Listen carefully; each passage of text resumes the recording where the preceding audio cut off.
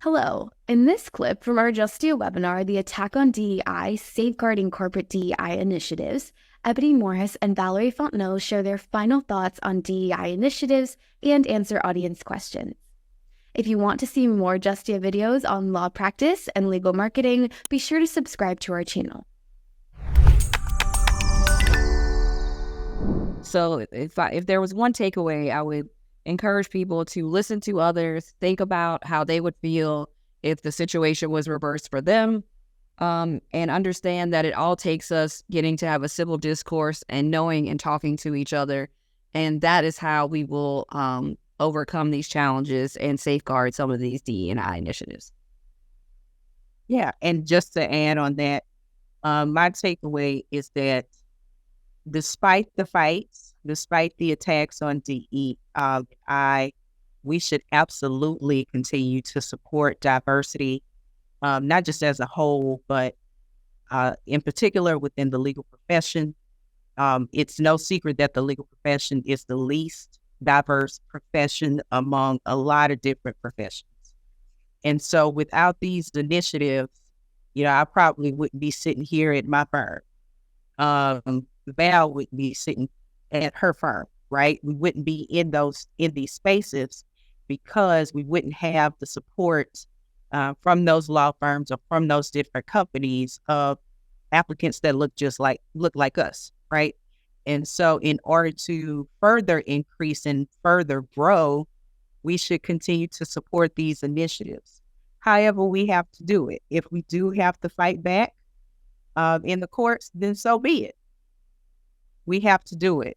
It is important that we continue to safeguard DEI initiatives to further promote diversity and further uplift marginalized communities. So that's it. Thank you.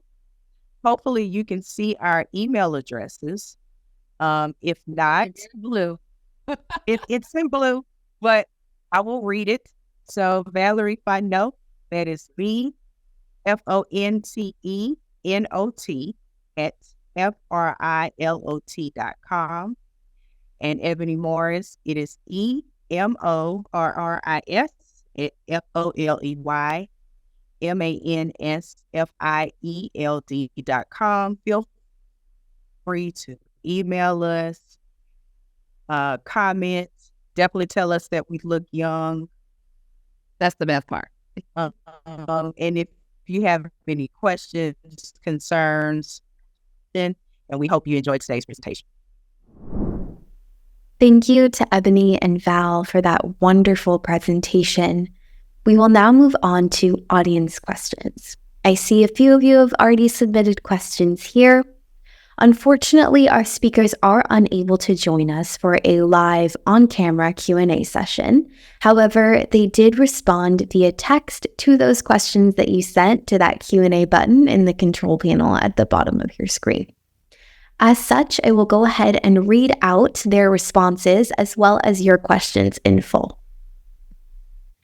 We'll begin with our first question, which is, by what metrics does one evaluate the success of a DEI program? Valerie wrote out in her response, typically, the main metric is through looking at a company or firm and their practices. If a company is consistently hiring diverse personnel, but that personnel continues to leave, there is likely a reason why those diverse persons continue to leave. Additionally, another good metric is to look at the distribution of diverse personnel throughout the company.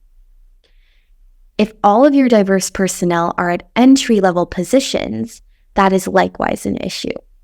You want to ensure that you have representation at all levels of the company in order to ensure the goals of diversity, i.e., having different perspectives at all levels. Thank you, Valerie, for that additional commentary that you've provided us with, and thank you for that question to our audience member. Our next audience question that we received is, I grew up in an era where there were white jobs, Black jobs, women jobs, and jobs only for men. Do you think that this SFA decision will upend race, gender, etc. discrimination in employment, thereby gutting EEOC, ADEA, and equal pay statutes? Valerie wrote out this response. I think we're already seeing it in the EEOC context and in the commerce context. Several DBE and SBA minority programs have already been challenged and now have a different requirement for consideration. Additionally, there are some recent cases relating to adverse employment actions and the courts finding that an employee experienced an adverse employment action because a diverse applicant was promoted over that employee. Locally in LA, in this instance meaning Louisiana, an interesting study arose with Tulane University needing male applicants. I could foresee the school giving preference to male applicants and that being challenged on the basis of gender as well. Thank you, Valerie, for that interesting food for thought. I love that local example that you gave as well. I'm sure that there are plenty that we could find all throughout the nation.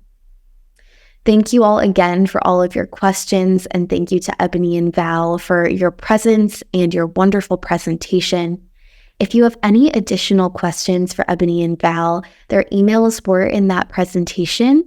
Alternatively, if you would like, we are happy to connect you with them directly or answer questions to the best of our ability on our own if you email us or contact us via support.justia.com. That is always available to you if you need any support from us at all. Thank you for being here and asking your questions. Thanks for watching. We hope you enjoyed this video, and if you did enjoy it, please hit the like button and subscribe to our channel for more videos on law practice and legal marketing. See you in our next clip.